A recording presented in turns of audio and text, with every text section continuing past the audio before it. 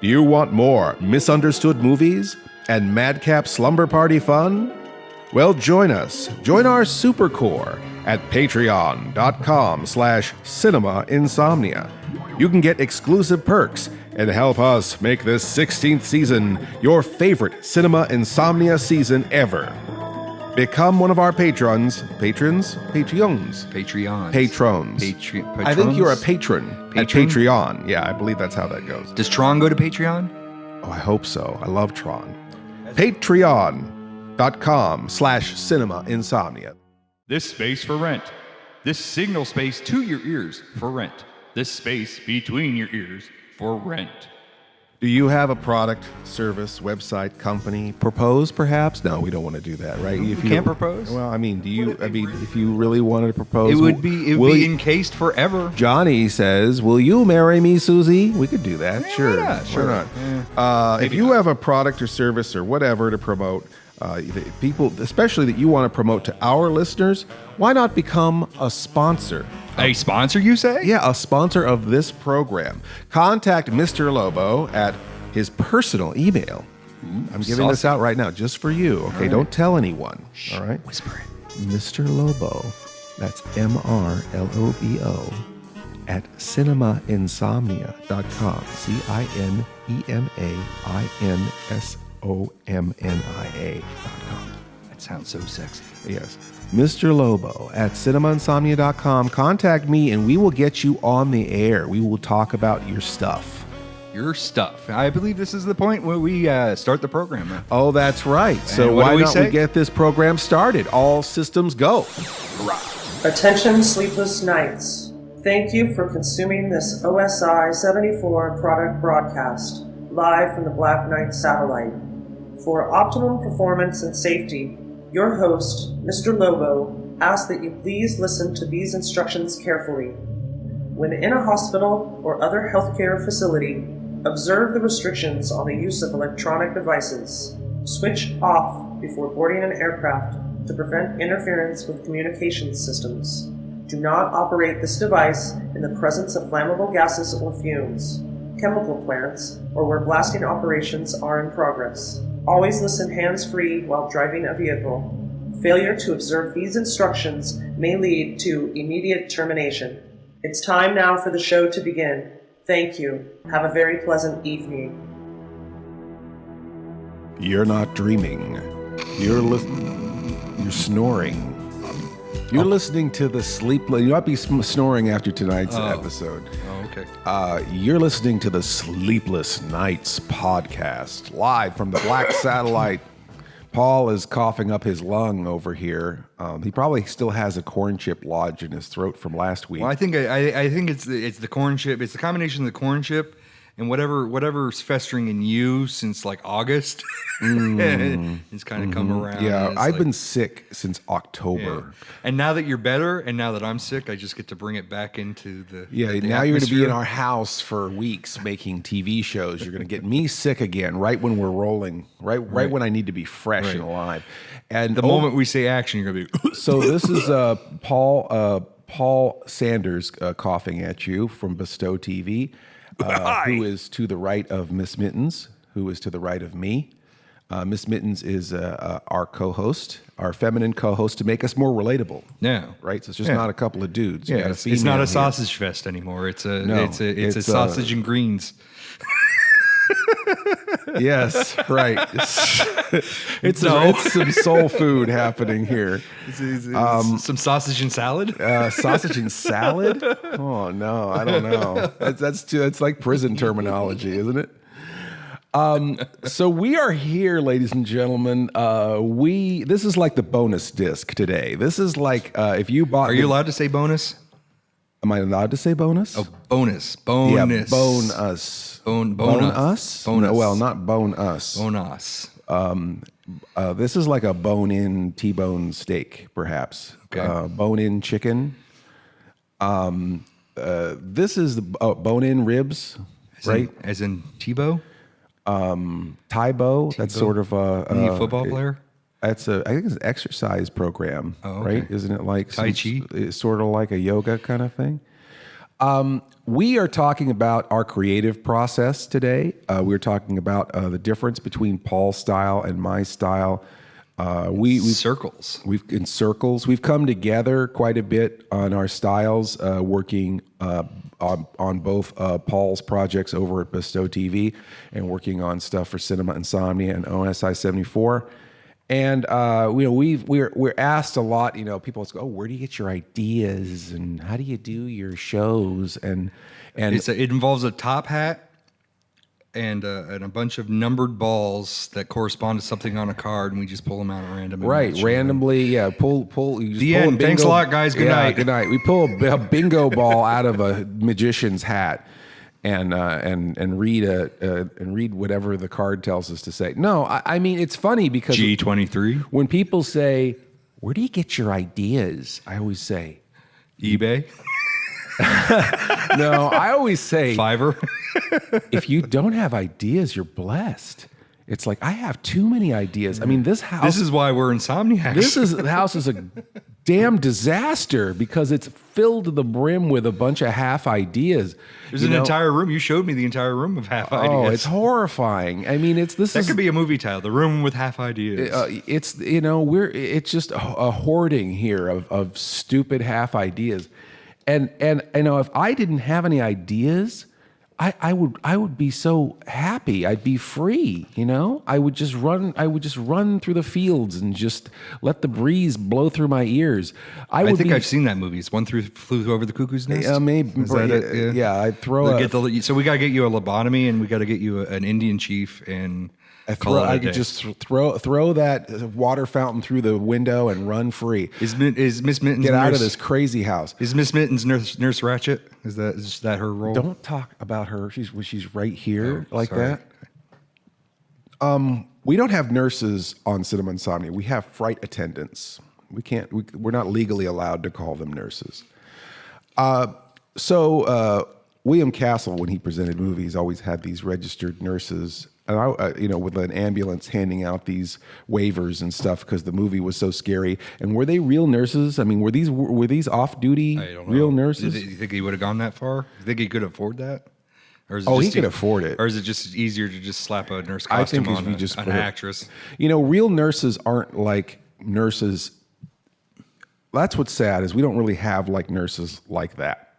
It's always like they've got the shower cap on and the little booties over their feet and they're wearing like the Bugs Bunny scrubs or whatever, and it's like that's a nurse. It's not like the white stockings and the cute little white sneakers and the hat and the bullet bra. They used to have to wear that. They used to have to. My mom had to wear it. And my wife's mom used to have to wear that. Well, I don't want to think about your mom or your wife's mom wearing that. But I do appreciate the fact that there was a uniform and it was professional and you felt like you were part of something. You felt like you were a professional and you were crisp and ready and you had a snap in your step and you were ready to do a job and you looked fantastic and people listened to you. You didn't look like a hag. All right. Is that sexist? That's sexist, isn't it? All right. I apologize.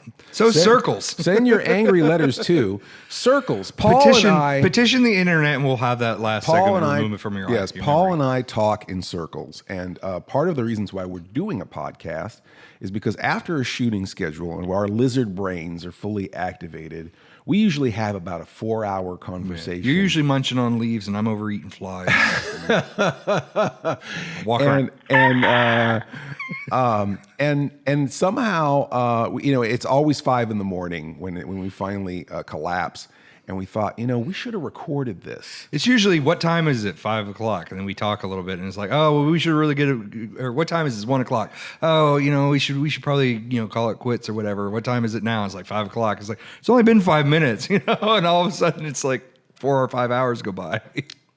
Clever. We thought we were clever. We think we're clever. That's the problem. And we're really full of ourselves, and we think that everything we say is solid gold.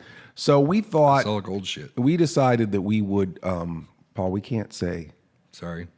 We can say sorry. Poo poo. We just can't solid gold. Say poo poo. Dung.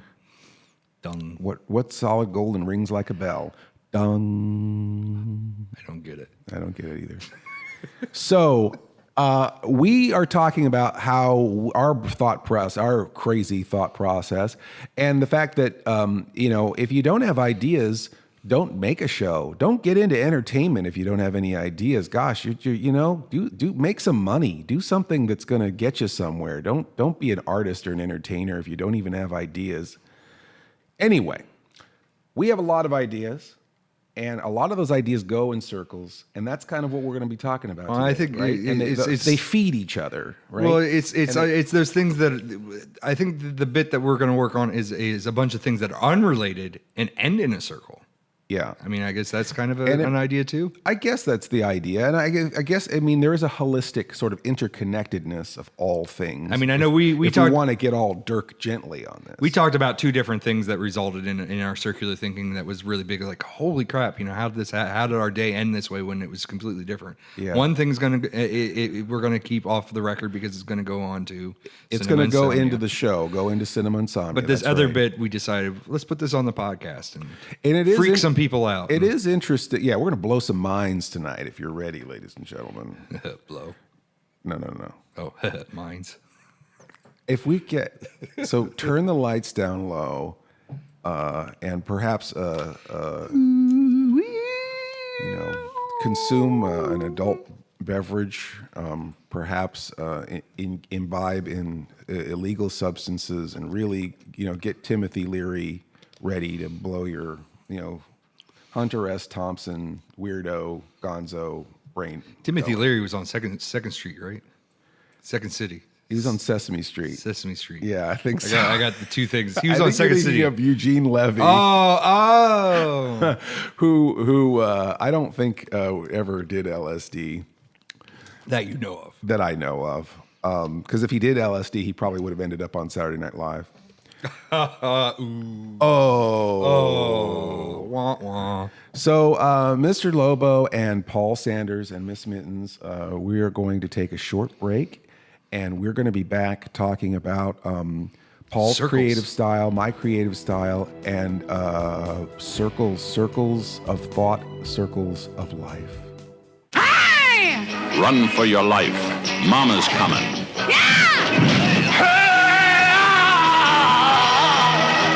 She's Kung Fu Mama. When she gets her dander up, the hitmen go down. Flattened by the deadliest weapons in outraged motherhood, the flying fists of Kung Fu Mama. You see, all of us have a few tricks. Now, let me show you one of mine, huh? It's a new motion picture experience in the martial arts with the top stars of Oriental hand-to-hand combat and Kung Fu Mama. Don't mess with Kung Fu Mama, the meanest mother of them all. Hey! Kung Fu Mama, rated R. Under 17, not admitted without parent. We're back with more of the Sleepless Knights podcast, brought to you by our new sponsor, Camp Crystal Lake Drinking Water. It's slasherlicious. Yeah, I mean, it tastes like it definitely tastes like a little bit of a toxic waste with a hint of Voorhees. Little bit of drowning special needs kid. Can we say that? I don't know if we could say Is special that too? needs. Is that not might be- nice? Can we check, Miss Mittens? Is that too far? Okay, that was too far. Can we strike that? Yeah, from I the think canon we'll have of that the podcast? petitioned and we'll have that removed. But just for legal reasons, it's Voorhees with a Z. Yes, and it's not Jason from the movies. It's Dollar Store Jason. Correct. Dollar Store Jason is a lot like regular Jason, except that he wears like he's wearing like the painter coveralls that you get at Home Depot, and then he's got like the plastic machete or plastic axe with the fake blood Usually inside of it. the little The cheap hatchet. the hatchet. Plastic that's it. hatchet, and it's got like the fake blood that oozes inside the blade, so that when you shake the blade around, it looks like Oozerific. Yeah, and then it's glow in the dark, and then he's got the so that you can sneak up on people in the dark and never be noticed with your glow in the dark. Nobody hatchet. would know. And he's got the glow in the dark hockey mask too, but it's Right. not a real hockey mask. It's like a plastic pantomime hockey. You wouldn't mask. even find that circa 1975 No, hockey.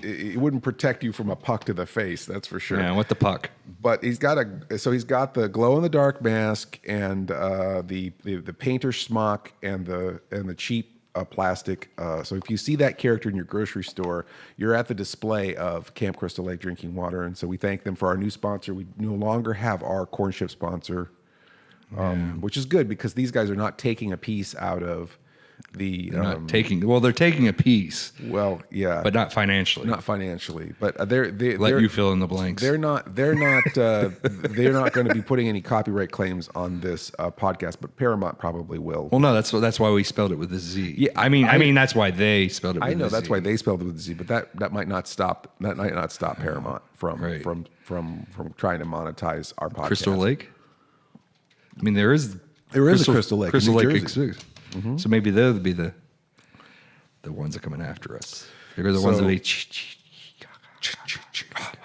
Now everyone says, but I did a film festival where I had Harry Manfredini, who did the music. Pink Panther music? No, that's Henry Mancini. Oh. Harry Manfredini did the music for, and a fine gentleman, did the music for Friday the 13th movies. And Adrienne King, who was the last girl, we did like a mystery science theater kind of where we talked under the movie, and I interviewed them. And really, in watching that first movie again, we were all taken by what a good movie it is. It's all the bad rep that those slasher movies get. There's a bunch of teenagers waiting to get killed. These kids are like theater kids, these are like off Broadway, like one kid's like juggling, and there's like another kid is sketching, this other kid is like doing like Katharine Hepburn impersonations in the mirror. And then there's Kevin Bacon, who's just being footloose. Yeah, everybody cut, and he got cut. Right. Well, he got stabbed. Spoilers. Yeah. But it wasn't his foot that got loose. No. He just got a arrow through the neck, right? Spoilers. We're spoiling this like 35-year-old movie, right? So every movie is somebody's first movie. That's true. And every podcast is someone's first podcast. And God help you if this is the first one for you. So, but it's not, but the point is it's not, it's actually kill, mommy.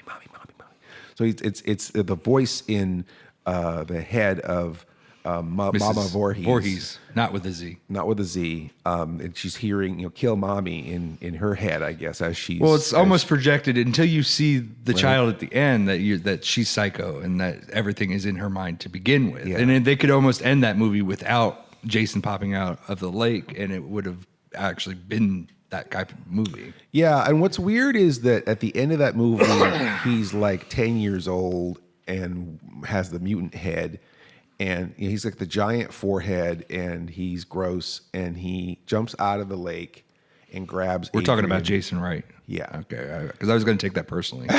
Well, you do have a big head and you're gross, but I've never seen you in water, nor do I want to. And so he comes up and grabs her, and he's like, 10, 11 years, 12 years old. That's like Ari Lehman is the actor. And then like in the next movie, he's full grown and has a sack on his head. And then when he's unmasked, he's just sort of has a gross face. He doesn't have like a giant forehead. So like, what is that? Did that even really happen? Is that first Jason even just in a dream? Is that we're supposed to believe that that's just a dream? I don't know. Anyway, we got. It's all reality. It's all documentary. I mean, eventually he ends up in space, and that actually happened, did it not? That did happen. So it's a big NASA cover up about Jason going to space. And the Illuminati and stuff. They always go to space, then they go to the hood. Right. Well, he almost went to the hood. He went to Manhattan, but he didn't go to the hood. But he didn't go to the hood. I guess Leprechaun went to the hood. And Leprechaun, and there's some other ones, isn't there? Yeah, I think there are. But the Muppets went to the hood. Muppets went to the hood. But anyway, we're talking about, I guess, the creative Circles. process and circles and talking in circles. And that's a good example of how one thing leads to another and leads to another. That's kind of, part of our styles. Our two styles are very different, right? We already talk about that in the last part. I have a feeling that we may have talked about it, and then it got petitioned and somehow got erased from. Okay. So I think we might need to cover it again. Cover it again? So go Okay. ahead and talk about your style, and You'll talk about yours. I think both. you talk about rock and roll, and I'll talk a little bit of country. And You're a little bit country. I'm a little rock and roll. yeah, and it's chocolate weird and peanut 'cause butter. I hate country, so I don't know why I'm country. The chocolate and peanut butter, the peanuts in the log in the toilet. No, it was in the M&Ms. And all right. Yeah, gross. Anyway, we have come from two different places, but we have a lot of crossover. I think that obviously obviously I do have a lot of improvisation in my background, but I actually really come from a writing background. I like scripts. I write scripts.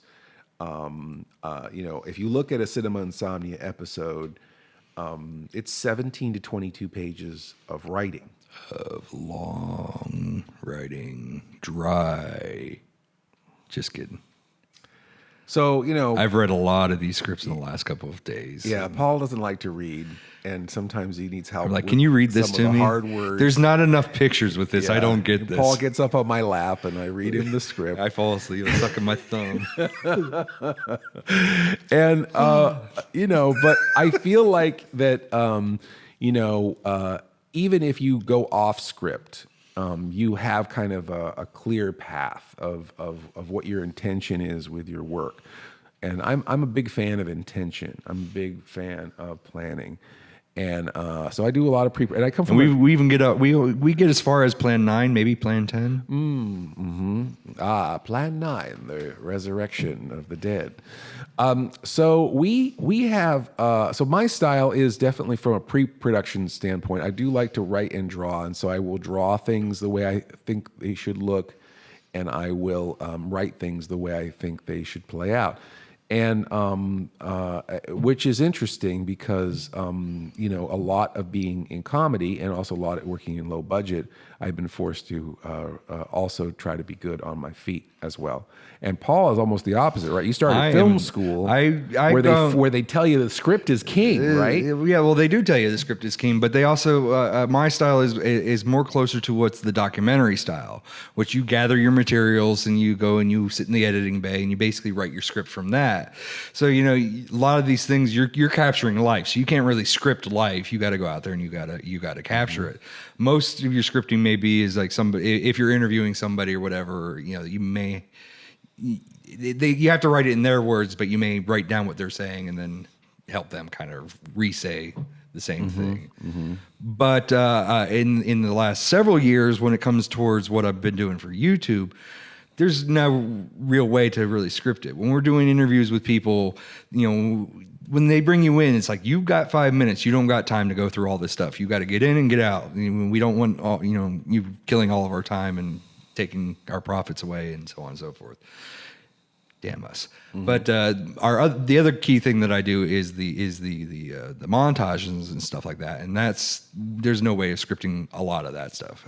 I mean, there's a few bits that we've had scripted. So if you show up at a convention and you don't know who's going to be dressed as what or how long, how much time you're going to have with each person. If we have them, sometimes we pre-plan it and stuff like that, and we get there and that person's tied up or he can't show up or the costume broke and they can't wear it, well, then that's gone. And interviews too, sometimes you have a bunch of questions and then the interview subject will say, well, I don't want you to ask questions. Or I don't want to know about that. Yeah, well, there was actually a point where it was the death of one of the Robins, Damian Wayne, and it had just happened, and we were asking questions about that, and the DC rep stood up and said, you can't ask any of those. And then like Tommy's like, he's crossing things off his list because we can't talk about any of that stuff. Because, I think at one point in time he said he said, the internet's calling you child killers and they don't want to be labeled as child killers. Yeah. This is fiction. They don't want that label of something that's not a real character. Yeah. But then you also have to be on your feet. Where I've been at Comic-Cons and we walk into a celebrity and they play along and they participate. You know, I can't present them with the script. They'll be like, no way, get out of here. Yeah. And they leave. Yeah. And my style is also a very visual style and stuff. So it's a very, very specific way that I shoot, the specific way that I look at it. And then when it comes back to editing, then there's that specific style of editing that I bring to it as well. So it's just a lot of on your feet. Yeah. But I'm not saying that not everything's scripted, because we did that cosplay from hell, or my cosplay came from hell. And that was scripted. That was the piece that I sent you the script. I had a bunch of people gathered up beforehand, but that was like 30 seconds, a minute of the actual piece. And the rest of the piece was everything that we shot from the hip. I mean, these people come from around the world, you know. Yeah, you got to be ready for anything. And really, you know, on Cinema Insomnia, there is a lot of improvisation too. You know, like Horror of Party Beach, if you watch that episode, it's like a 50-50 split. It's like half of it's written and half of it's on my feet, on our feet. So you know, so that's the Paul likes to make things up as he goes along. I like and then to pretend they didn't happen. I like to have a plan, and so Pretend it does happen. and pretend it does happen. And but of course, every plan, 50% of it usually fails, and you have to be ready with something else. Right. And so this is what we're talking about, but we're also talking about how this mindset of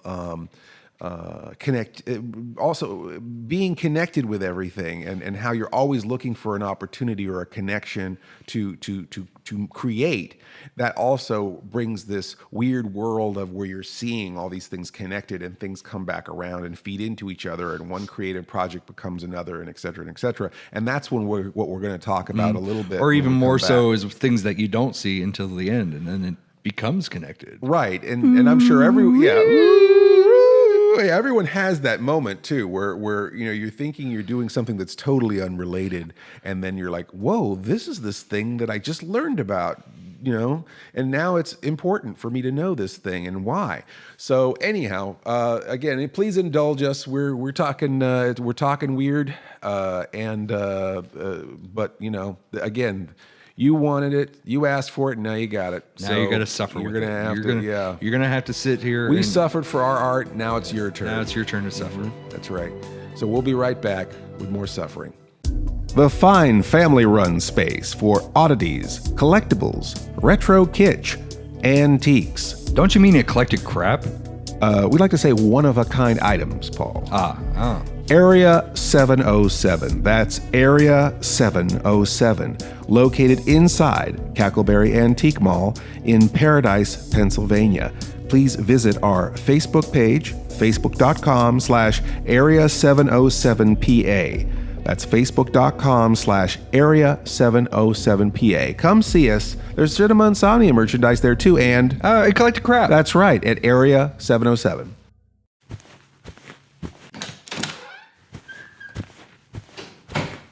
Hey, Mr. Lobo.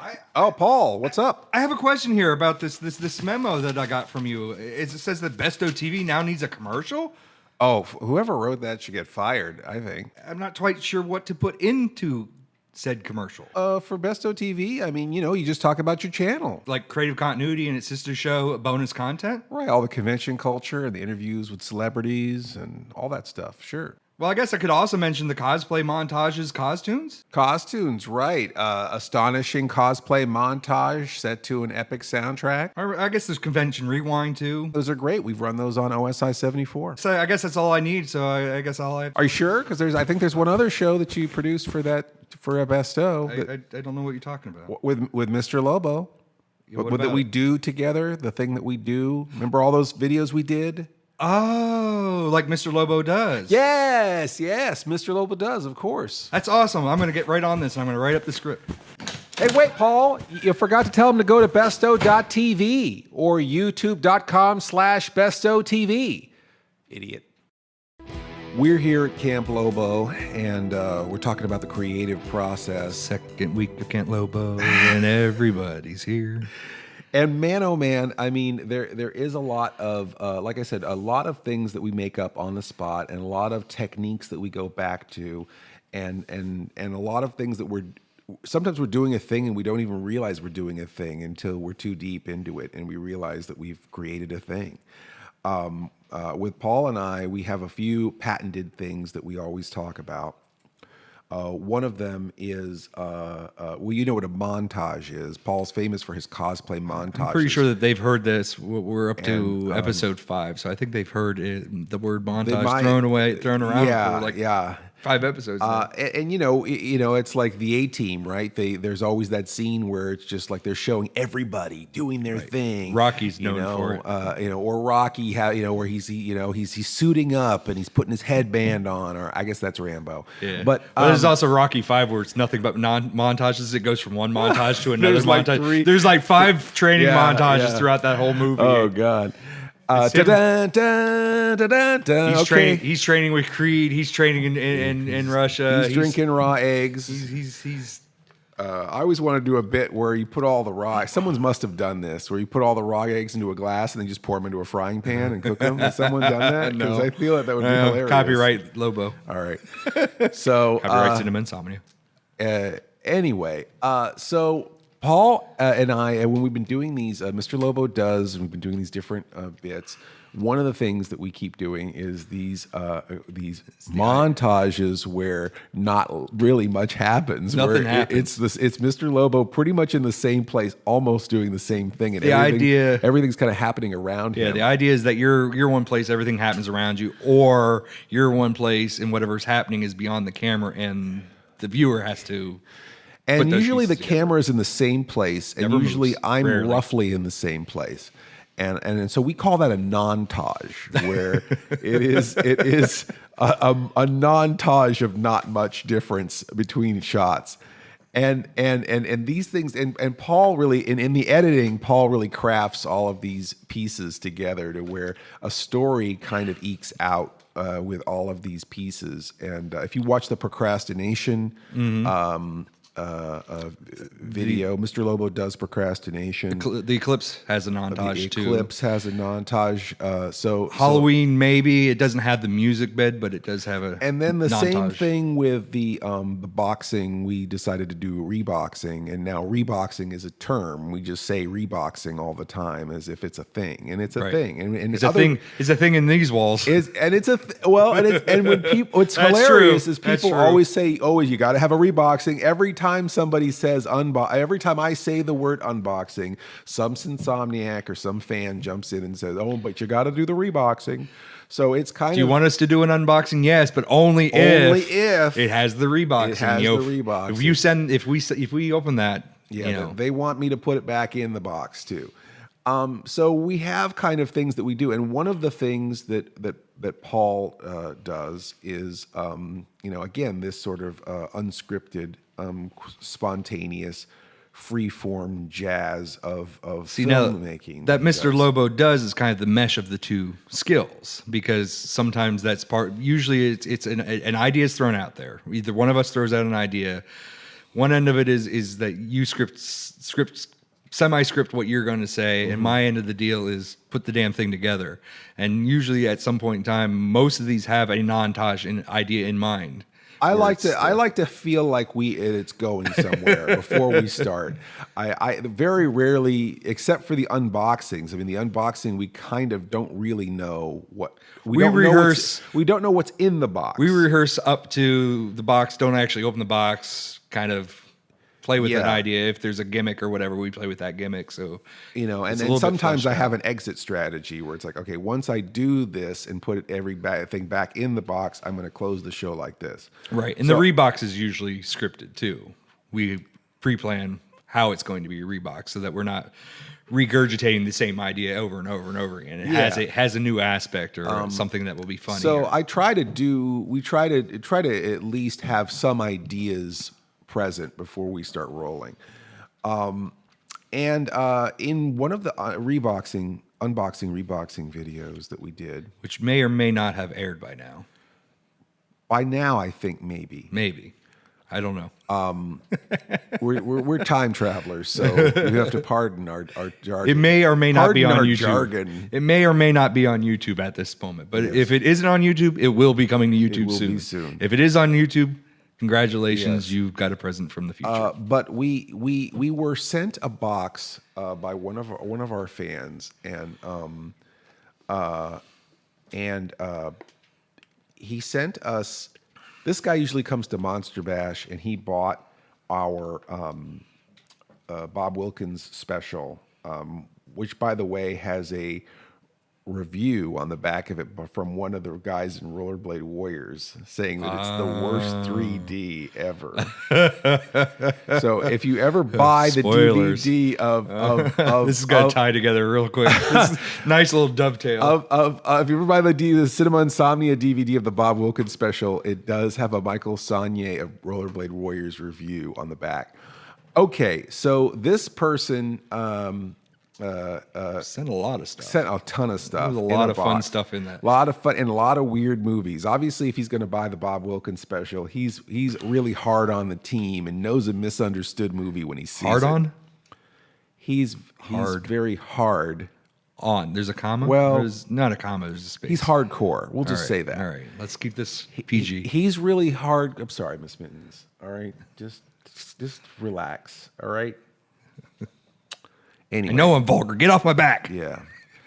So we've got this guy. He sends us this box because he wants to see me unbox it and rebox it. And he sent some weird jungle movie, Cannibal Jungle, I think, was one of the movies.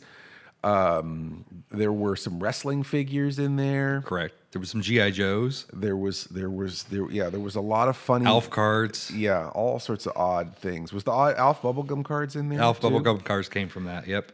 Which ended up becoming a reboxing scene on its own. Yeah. And it's in.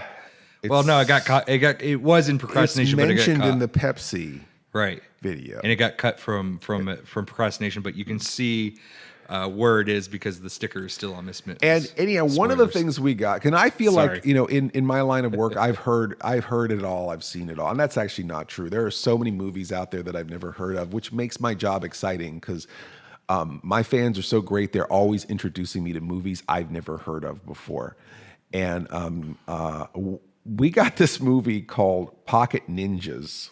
And it was weird because it wasn't even in a standard DVD case. It's just in a cardboard sleeve. It was shrink wrapped. The artwork was kind of like, And I would be like, what fresh hell is this? Yeah, I think you made fun of it on camera. It's like, what kind of movie is this Pocket Ninjas? It's like, this might be beyond misunderstood.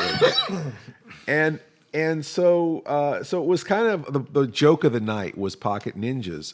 And, we were talking about Paul's freeform style and interviewing people and getting interviews. And Well, we were creative talking about continuity. creative continuity, and Yeah. I had a wish list. I'm getting there. Oh, I'm sorry. Yeah. My bad.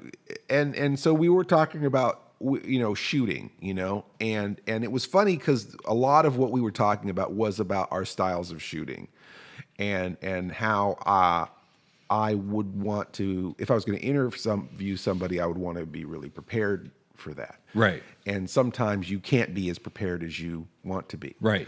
You need to at least read the wiki page Yeah. beforehand. Yeah. And Some of those interviews were harsh. So Paul and I were trying to do, again, as two creative people coming together and working out our styles, we were both going through things we would want to do on our very respective shows. And Paul had a wish list of go ahead of people. So, yeah. A hit list of I can interviews. go to say this now? Yeah. Now, I had a wish list. We were talking about Greg Hildebrandt, and we were going over some of his arts, and I said, that he's an easy... Now, he's one of the Hildebrandt brothers. He's one of the Hildebrandt brothers. Who did the Star Wars Correct. poster. The most famous Star Wars poster you could probably ever think Luke of. with Luke his- holds Luke holds the sword over his Leia head. with her arms wrapped around his leg. He did a lot of like the Lord of the Rings stuff that people would recognize, so on and so forth. Long history between the two of them. His brother had since passed, but Greg is still marching on, and still beautiful work. And it's someone that you've met that you love. It's someone I met. It's someone that I work closely with a person that's related, that's in relation to him. So I'm like, I think he'd be an easy get for us to do an interview. Mm-hmm. And then the other one was like, well, through him and through the same person, we could also do Kevin Eastman, who is the co-creator of the Teenage Mutant Ninja Turtles. Teenage Mutant Ninja Turtles. Teenage Mutant Ninja Turtles. Teenage Mutant Ninja Turtles. Turtles in a half shell. Turtle power. Okay. So yeah, so I said, well, these would be easy get. Yes. And I'm not sure how we were talking about that, and then I think you were going on a different tangent where we were talking about heavy metal. Yeah, and it called back. And I had known that the heavy metal was owned by the guys who owned Teenage Mutant Ninja Turtles, right? Because I said, yeah, he had bought Teenage Mutant, or he had bought heavy metal at some point. And I guess I guess my point of view is that you probably would have a lot of questions for him about the Turtles. Whereas, when I saw Teenage Mutant Ninja Turtles in a comic book shop in the 80s, I was not entirely impressed with the art, and they were mimeographed. It looked real like homemade, kind of like crapola. And I remember thinking, I'm not going to buy this. And I thought, God, if I had that thing in my hands, if I bought one of those mimeographed Ninja Turtle comics in the 80s, we wouldn't be sitting here talking about this. All the big comics of the 80s I was not impressed by. Watchmen, I wasn't impressed by. Anyway, I obviously have no taste in comics. But heavy metal was one of my favorites. So if that would be something I would want to interview him about. And then I was curious whether he had anything to do with that horrible heavy metal sequel. Which unfairly was a sequel. Right. Because there was a video game, Heavy Metal FAKK2, and the video game, I guess, was popular enough to where they were doing an animated movie based on the video game. Is it that way or is it the other way? I think so. Right. Please correct me if this is not how now, the movie's 2000, correct? And then they decided, they switched it up, and in America, because this is in England, the game. In America, they released it as Heavy Metal 2000, which seemed as a direct sequel to the 1981 film Heavy Metal, which is a very favorite anthology animation film of mine. And so the Heavy Metal 2000 features Julie Strain, right? Which I had pointed out was his wife, was Kevin Eastman's wife, and then I said would make sense that she would be the lead role. And then I'm thinking, oh wow, so he just like put his wife in this lead role in this movie, and that really explains why it's terrible. It's like an animated Ed Wood movie, right? So there was a lot of reasons why Heavy Metal 2000 is rough, because the first one has so much going on, and it's an anthology with so many stories, and then this is basically the Tarna story from the first just movie. One story for 2 hours. For 2 hours, and not animated very well, and it's just rotoscope. Not animated well for even the era that it came out. At least Heavy Metal 2000 came out what, 70s, 80s? The original Heavy Metal is 81. 81, and it was and the this cutting was edge for its time. And this was, of course, 2000s would probably be 1999 or 2000, 2001. Yeah, so we would have better. Yeah, and so maybe they were trying to emulate that 80s feel, I don't think so. I just think it was just done on a budget. And anyhow, so I thought, if we do interview Kevin Eastman, or Kevin Smith, if we do interview Kevin Eastman, I would want to talk about Heavy Metal Magazine, but it would be hard not to talk about how horrible his wife was in Heavy Metal 2000. But I would want to talk to his wife if she were there, because she's a scream queen and has been in like 100 movies, and that's directly relatable to cinema Insomnia, and my fans would want to see an interview with Julie Strain. So I wouldn't want to say terrible things about that movie. At the same time, wouldn't want to say terrible things about that movie. So, and I probably, to his face, probably really wouldn't say terrible things about that movie. So we looked to see if they were still married and fell down a rabbit hole, which we'll talk about when we come back from the break. In 1931, the world was horrified by the motion picture Frankenstein. In 1935, horror turned to terror with The Bride of Frankenstein. In 1990, the makers of Basket Case and Brain Damage bring you... Want a date? Frankenhooker. Jeffrey Franken has a plan. I just want to bring it back all this. He has the ingenuity. I need female body parts. He has everything he needs, except the raw materials. Just hold still. Excellent. Oh my God. Bunyan!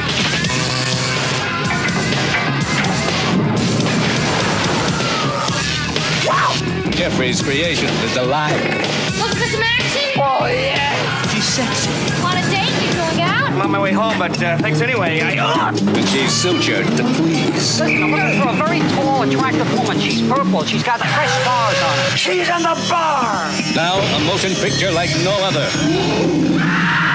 A tender story of love and romance. On a date? A gripping tale of lust and revenge. Frankenhooker. Incredible. Some assembly may be required.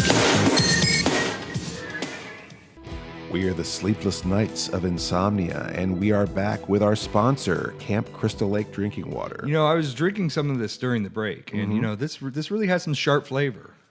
Sharp flavor, yes. Yes. I'd like to say it has bite, but it has more like it's more like it stabs to the soul. It's got I'm feeling the stabbing pain in my chest right now. Well, that might be something Gas? else. That might be cardiac Is that a related. cardiac arrest? You might have to. Do I have to call 911?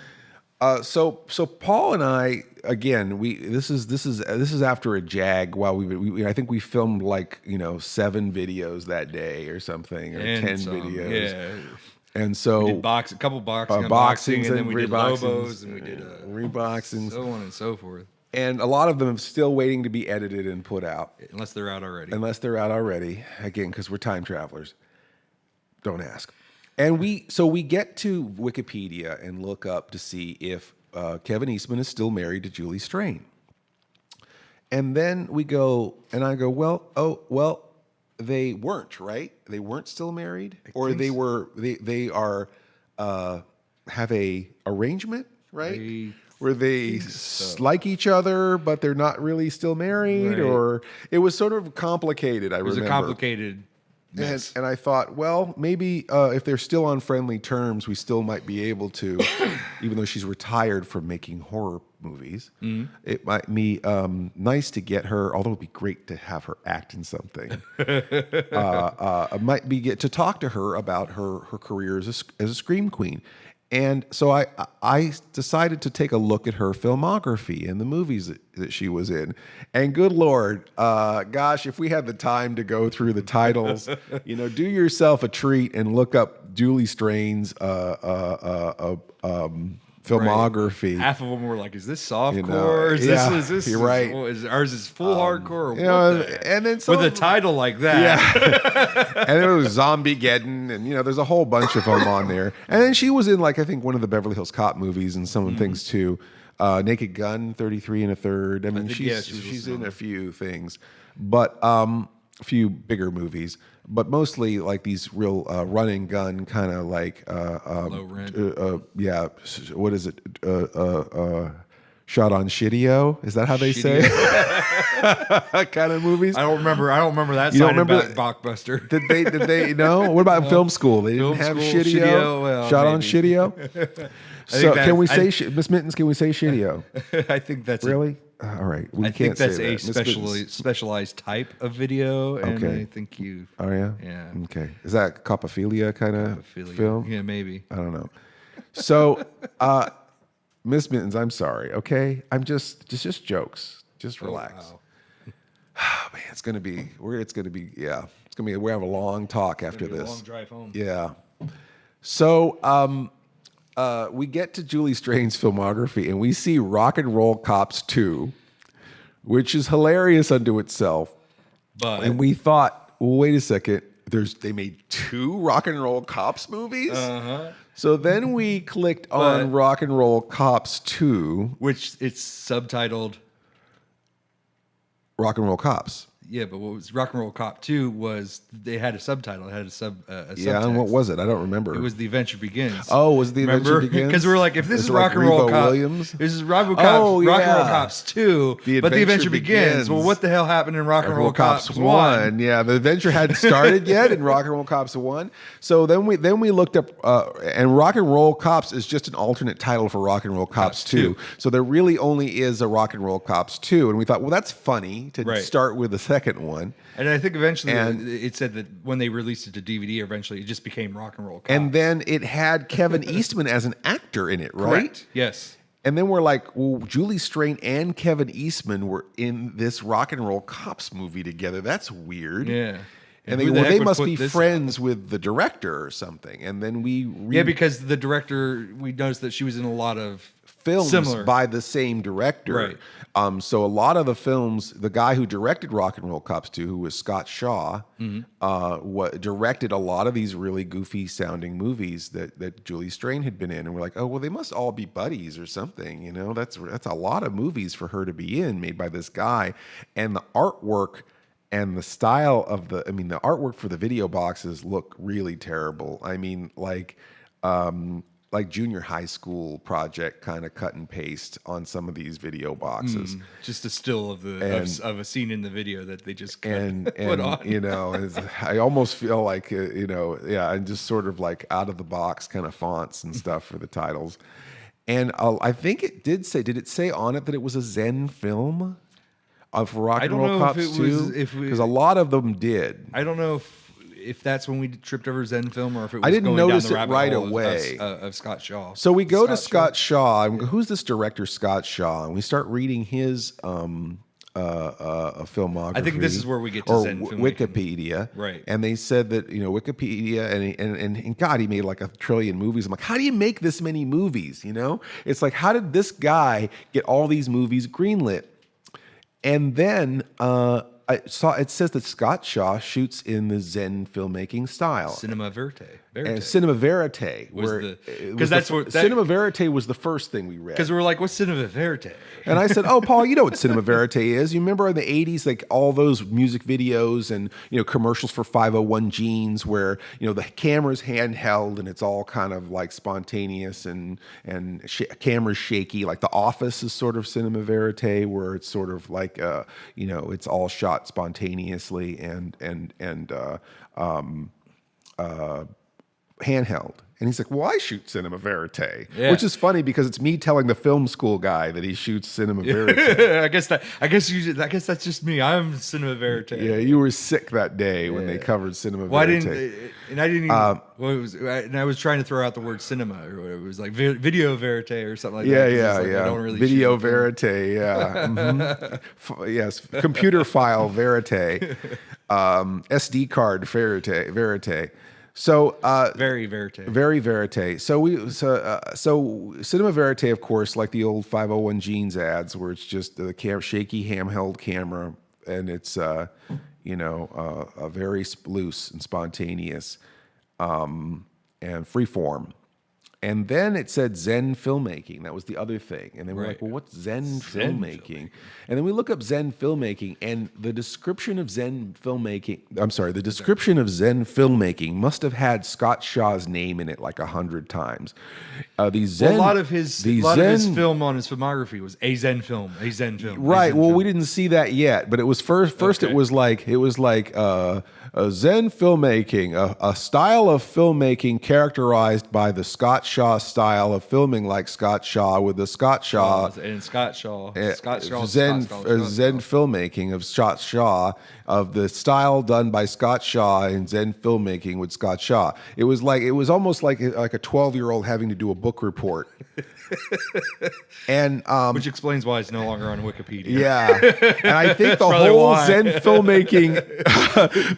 Zen filmmaking description just disappeared from Wikipedia. We're trying to refresh before the podcast, and we did not turn this guy in. We were like captivated by, wow, this Scott Shaw probably wrote this description of Zen filmmaking, and probably had a buzz on while he Right. was writing it. And just made up his own terms like we made up non-taj. Like Montage, right. So then we started watching videos about, or we looked at his filmography next. Right. His filmography. And then a lot of these like really goofy titled things direct to video, and some of them were like, one of them had Rollerblade as part of the title. Right. And then I was like, oh man, this guy did some direct-to-video sequels to Rollerblade. Right. It's like and that's not. And we kept saying, are these non-legit titles too? Or we're Yeah, like, did he just decide to do it? Donald and put the Donald thing on G. it? Jackson, who made Rollerblade Warriors and Rollerblade 7, those movies, and he also he died. He did Rollerblade and he died. So we were under the impression that maybe this guy just took over. And I thought that this guy just went, well, that guy's dead, so I'm just going to make sequels to his movies, or I kind of knew this guy, so I'm going to just sort of take on his work and make his movies. Right. That would be like if since Ted V. Michaels died, it would be like if I suddenly decided to take on the mantle and make like 5 Astro Zombies movies by myself. You know what I mean? What are you doing next week? Yeah, let's do it. So that's kind of how I felt about it. I was kind of like taken aback because I really had a lot of respect for the Rollerblade movies. Are actually, I feel, are quite good. I mean, are quite well done for that kind of movie. And then then we came to Hell Comes to Frogtown, the sequel, right? One of those. It was what was it? It was a very catchy name. What's the character's name? Oh, from Hell Comes to Frogtown? Wasn't Jonathan Hell? It was like a Hellblazer pun or something like that. Right. I can't remember what the title was offhand. I wish I could remember. I guess we should have just regurgitated. But again, it was like part 5 or part 4, and it wasn't specifically Hell Comes to Frogtown. It was just a very catchy name that had frog in it, and we're like, is this related to Hell Comes to Frogtown? And it turns out that it was a sequel to Hell Comes to Frogtown. And so we're like, well, wow, this guy's making sequels to 2 different Donald G. Jackson films. So it's like, did they know each other? Did he work on the original films? And then we found a YouTube video of them actually working together. And then we learned that those movies were Zen films. Yeah, that he had worked, that was his terminology. That was Donald G. Jackson's terminology was Zen filmmaking. Yeah. So it was kind of something that he keyed, and then the Scott Shaw kind of came in, and then they just basically built it together. Yeah, it's like they created a style together of shooting without a screenplay. That was the thing, and I actually feel like there probably are a lot of filmmakers that do Zen filmmaking, but they don't want to talk about it because in Hollywood, it's always like you have your screenplay and then it gets greenlit. And I think some of these guys, like, they write their screenplay, it gets greenlit, and then they just don't even follow the screenplay. They just go from the hip from that point. And we were like, interested. I think David Lynch's stuff, some of his stuff is probably Zen, to where he probably had a script, but when he's filming it, he's just taking it wherever it goes. The Toad Warrior. That was what the Toad Warrior, because we're like, Toad Warrior, Road Warrior, what the, and then that was like, with Toad Warrior, does that have something to relate to Frogtown? Toad Warrior. Toad Warrior was the... It was catchy. It was catchy. And the other sequel here is actually similar. So Paul is kind of a Zen filmmaker in which he using with the screenplay. We were watching the documentary where they were talking about it and how they pitched to Hollywood, and it's just basically how I described doing the montages earlier on, where you kind of have a loose idea of what you want to do, but you pretty much have to work within those parameters. So they have a basic, I guess, basic plot or basic plan. That was one of our questions, wasn't it? What was how loose? Yeah. Was there something, because you have to have at least something scripted? I mean, you have to be able to build sets and have costumes. So you basically, and the other thing is, I guess they work with all the actors and things too. So it's everyone kind of working together and hashing out what the story is. Everyone's sort of working together and hashing out what the story is.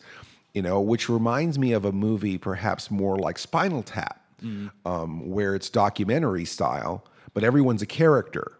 So you have all the band members they all know who their character is, and they all have an arc. They sort of know kind of where they're going, but all of it's made up off the top of their head. All their dialogue is in character, and they just and when they made that movie, they wanted to give everyone on that movie a writing credit. Everyone on Spinal Tap, they wanted to give a writing credit because everyone made up their own dialogue, and the Screen Guild, the Writers Guild, would not have it. Because you have to have, you have to have your union card. You got to be if you're a writer, you're a writer. If you're an actor, you're an actor.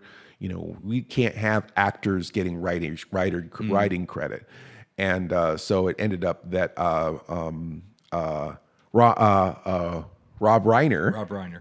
We were joking about earlier, that's all circular now. Rob Reiner, which is now completing another circle from earlier today. Is basically got the credit for writing it, but they all wrote it. Right. And so with Paul and our style, I think we've got sort of a similar thing going on where, like the Valentine special, right? Like we invited Jessie over. I did have a script, but Jessie brought dialogue and brought her thing. You had ideas that you threw in. I had ideas that I threw in, and then we just decided how all those ideas fit together. How they fit together. I mean, I think our Mr. Lobo fits more of that Zen filmmaking style, especially if you look back to Free Comic Book Day. Where it's like, we just showed up there. Well, there was still a plot because you still had to bring the comic books. You still had because there was a lot of, you were kind of doing a lot of this, like, Paul, you really got to give me a little bit more to work with than just show up. And I think we had time. We had like about a month, 2 months maybe before we had to shoot Free Comic Book Day. So we had time to kind of build. It's not something that was like, we got to do this now. We definitely maybe at least had a few weeks where we knew it was something on the horizon that was coming. And then we said, well, bring the Bizarre Dimensions, correct? Yeah, Bizarre Dimensions is Bizarre Transmissions is a show on OSI. Correct. Bizarre Dimensions is the comic book. Is Cliff Jones, Andrew Richmond, and Cliff Jones. Wrench Productions. Quick little plug for those guys. Yes. We just brought it down and said, we had some outlines. If this happens, fine. If not, fine. And there was just a lot of things where I think it was pretty much pre-planned that comic book had to end up on their high yield shelf. Yes. So that was an element that was pre-planned. Mr. Lobo trying to get his comic book placement in a comic book shop. In a store. However, like things not planned were like their celebrities eating their meal over and wiping their mouth and everything. Yeah, well, yeah. Which I had a little bit of issue with. Where it was like, is Andrew and Cliff going to get mad at us if we do this? Yeah. Cliff thought it was hilarious. They had a good. They loved it. They appreciated it. We got some exposure for the comic book, and we got some very funny material around it. But the where the circle comes to completion in this particular case is not exactly necessarily with Zen filmmaking, but Zen filmmaking was one of the aspects, but the full circle, the very end of the thing, that crappy piece of cardboard that had a DVD disc on it, it was called Pocket Ninjas, was directed by Donald G. Jackson. There it is. So the thing that we shot that was made up as we went along, that was Zen filmmaking, that we finally had a name for. We named our own shooting style, in the process of also coming all the way back to Pocket Ninjas from something earlier that day. So we were joking about Paul shooting in a Zen filmmaking style when he was shooting me opening the unboxing video, and the Pocket Ninjas was directed by the guy who invented Zen filmmaking. And it was just an odd path that all went through. He didn't direct the whole movie. He worked on it. He worked a segment. He worked a segment, and I believe he got fired, I think is what it said. Yeah, he got fired, something like that. But it's funny that he still gets director credit despite the fact that his segment got redone. Yeah, something like that. But it's funny that, again, he worked on this thing. That was the thing. When we looked at Donald G. Jackson's, that's how we discovered it, is that when we went from Scott Shaw's filmography to Donald G. Jackson's filmography in going down his films to see what films they may have worked on together, we got all the way down to Pocket Ninjas. Right. And that was hilarious because, again, we had never heard of that film prior to that day. Right. So the fact that on the same day that we found that name a filmmaking process. Name a filmmaking process, but the same day that we filmed that thing, right, we found out who the director was. Accidentally, and through a very odd loop of things. We had, because it was still related, where it was like, Kevin Eastman was related because it was something that we wanted to work on, and then that just was an odd collection of things that just came back around in the circle. And then sometimes you think, is this because? And this happens a couple times to us. This is only one story, folks. Insane? Is it because we're just crazy and autistic? Artistic? Artistic? Yes, artistic. And or is it some other thing? Is it because maybe we're secretly smarter than we think we are, where we're just kind of in tune to something without really knowing? Like it's in the zeitgeist, it's in the air, and maybe we kind of know it because it's true, because it's right, because it's there. It's because the Matrix tells us that we need to know this. And then it just presents itself to you, Like I said, I don't want to get all Dirk Gently on this, but and if you don't know what that is, Dirk Gently is a book, Dirk Gently's Holistic Detective Agency. He's a detective who solves crimes by doing nothing because everything's connected. So when he's eating his lunch, he's working on the case. When he's reading a newspaper, he's working on the case. And then eventually the case solves itself. Because everything's connected, and because he's working on it, he's making it happen. So that's a short version of that. And if you don't want to read a book, you can watch it on. There's BBC a TV America. show, yeah, it's great. And Dirk Gently, Douglas Adams is definitely an influence on my humor, and again, one of the reasons why I wanted to write is because of those radio plays, The Hitchhiker's Guide to the Galaxy. So long, and thanks for the fish. That's right. And tanks for the fish. You put the fish in the fish tanks. And you've got all sorts of, it was satire, but it had a kindness to it. It's like the Mark Twain thing of why stab your enemy in the back when you can smother them with a pillow. He took on so many, he took on religion, he took on governments, he took on hypocrisy, he took on all these things in our lives, social problems, racism, all sorts of things in his work, and he did it with laughter. You didn't come out of it feeling bad, you didn't come out of it feeling angry, you came out of it feeling like you had got a little bit of your power back. It had a little less power over you. Felt like you had a little bit of your peanut butter, a little bit of your chocolate. And it all comes back around to the intro. I like the fact that the material that we do is smart. It has some substance. It has ideas in it. It has intention to it. But at the same time, we're kind of letting the universe take it where it wants to go. And sometimes maybe where it's taking it is really where we want to go. We just don't know it yet. So that's kind of part of the creative process of the show. And I think you'll see some of that in some of these new episodes of season 16 of Cinema Insomnia, supported by you on Patreon. I hope you enjoyed going through this crazy kind of and now to complete the circle, brain mush that we somehow hopefully somewhere in that every day. Kevin Smith or Kevin Bacon. Yeah. Hopefully he acted in one of those movies.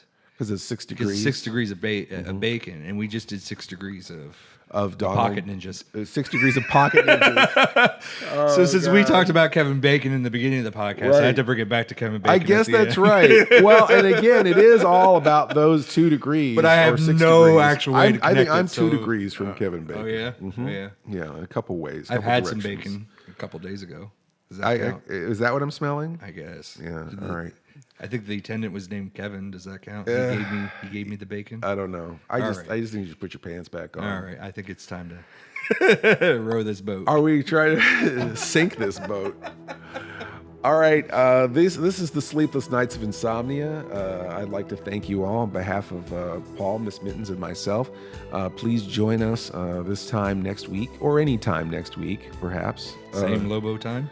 Same Lobo channel for the Sleepless Nights of Insomnia. You have been listening to the Sleepless Nights podcast, or should we say, pODDcast. Podcast. Emphasis on the odd. Our theme is by Mars Homeworld at Dead House Music. Our opening announcement is by Ophelia Necro. She does a radio show called Suicide Watch. And you could reach Mr. Lobo at cinemainsomnia.com, or find me on YouTube, YouTube/Mr. Lobo, MISTERLOBO. Mr. Lobo on Facebook, Facebook/MR.LOBO, or on Twitter, at Mr. Lobo, MISTERLOBO. Or you can find myself, Paul Sanders, or better known as BESTOW TV, at BESTOW.tv, on YouTube /BESTOW TV, on Twitter at BESTOWPROD, PROD, and on Facebook, BESTOW TV. If you want to place an advertisement with this podcast, and gosh, why wouldn't you? We could be talking about you right now. Contact us, Mr. Lobo at cinemainsomnia.com. That's MRLOBO @CINEMAINSOMNIA.com. Or support us on Patreon. Patreon supporters get to hear this podcast before anyone else and a lot of other great stuff, right, Paul? Sure. Doesn't get it better than that, right? So come join the fun at patreons.com/cinema-insomnia. That's patreon.com/cinema-insomnia. Please stay up with us next week for another Sleepless Nights podcast. Or should we say, pODDcast. Podcast. The best thing about being an insomniac is never having to say goodnight. Good night.